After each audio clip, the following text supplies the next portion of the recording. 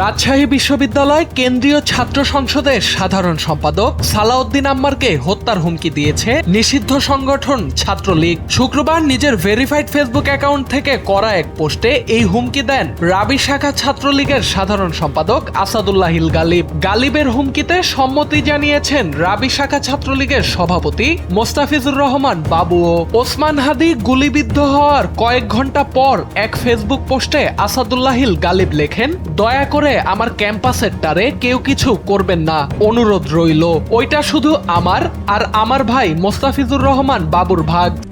RICL TMX, যুগের পর যুগ স্থাপনা থাকে মজবুত। সালাউদ্দিন আম্মারকে উদ্দেশ্য করে তিনি লিখেন, ছোট ভাই প্রোটেকশন বাড়াও, 80 সিসি বাইক নিয়ে একা একা ঘোরাঘুরি করো না। আর তোমার বাবা সাদিক কায়েম হেলিকপ্টারে যাতায়াত করে, তুমি অন্তত প্লেনে ঢাকা যাবা, না হলে যমুনার আগেও পরে কিছু একটা হলেও হতে পারে। আমি চাই তুমি বেঁচে থাকো, অনেক হিসাব আছে।